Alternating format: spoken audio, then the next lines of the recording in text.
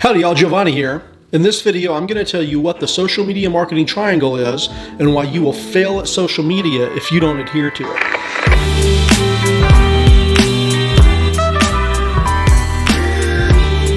So today we're talking about time, quality, and cost, and you get to have two of those.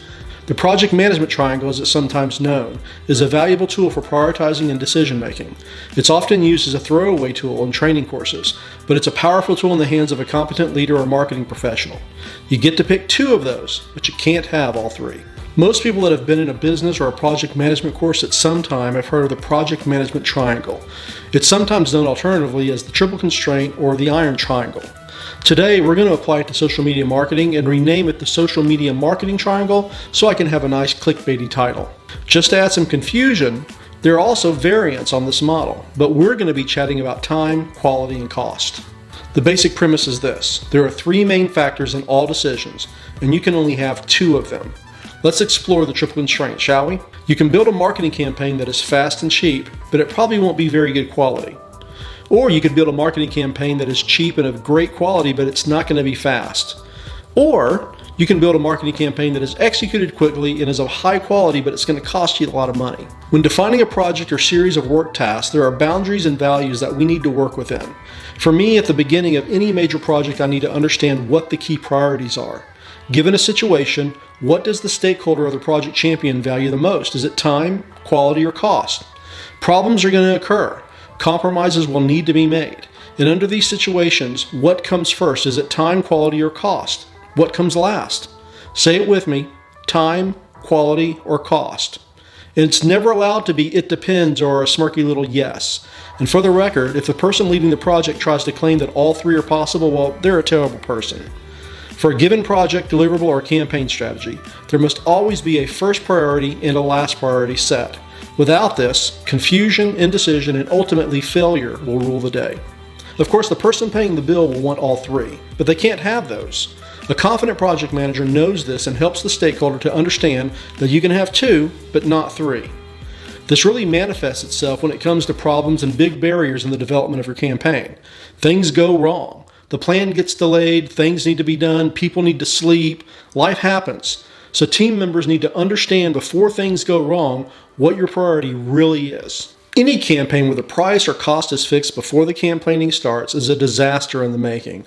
No matter how well you plan, things are going to change. When costs are fixed before the scope and goals are determined, you're left with one of two outcomes. The campaign timing will be affected, or the messaging, creative, or other elements will not be of the quality that you want. In these situations, low quality could mean less engagement, less reach, and lower sales. When the problems occur before a campaign scope is even determined, there is always a cost or penalty involved. In this scenario, that cost could be a new time constraint, spending money which wasn't in your budget, or the quality of the messaging, creative, or the results of the campaign are just not going to live up to what your expectations were. Time is the factor of speed. When something needs to be done by a certain date, we can always make things faster by throwing more resources at the problem. But that costs money. Equally, we can do it for the given time at the given cost, but then the quality slips. Money and resources are the bedrock of all business decisions, and everything costs something. Sometimes we have extra budget to spend, other times we don't. Sometimes we have more resources, sometimes we don't. Quality is often difficult to measure. What's good quality? What's poor quality? Often quality is in the eye of the beholder. The bottom line for me regarding quality is fitness for purpose. For example, is a cheap cup of coffee quality? Well, if our need is to get a quick buzz to help get us through the afternoon lulls, then a terrible caffeine-fueled cup of joe in a styrofoam cup will probably do the trick.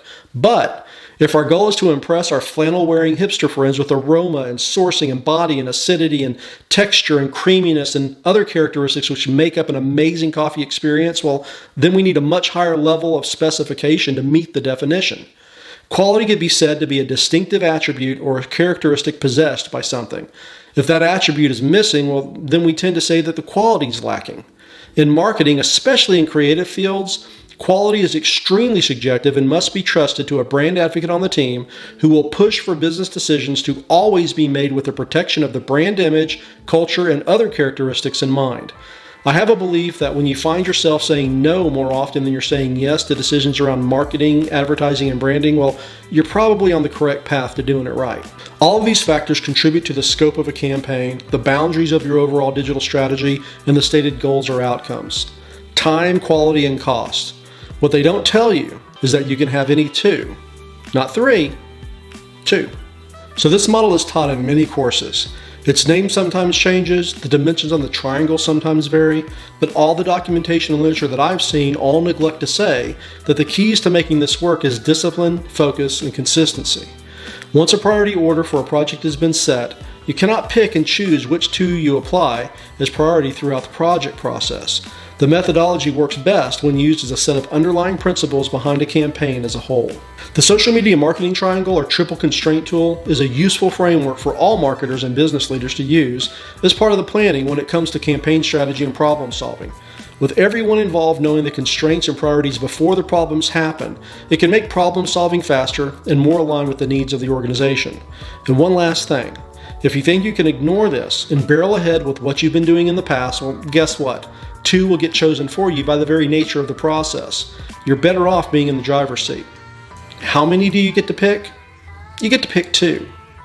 Okay, now I've got a quick favor to ask. I started my first channel on YouTube in 2007. This past December, I deleted that account. Why? Well, I want to test the tactics and techniques that I use for clients on myself. You see, each year for several years now, I delete my followers on Twitter in December and I start over. I've been doing this because it forces me to stay relevant by having to rebuild my account every year. This year, I decided to add YouTube to the mix, so I deleted the previous YouTube account that I had for 12 years and I'm starting over from zero. So I have a favor to ask. Please head over and subscribe to my YouTube channel and mention my channel to your nerdy marketing friends on MySpace and on your CompuServe listservs. Thanks again. I hope you learned a thing or two in this video and that you'll come back and visit me again.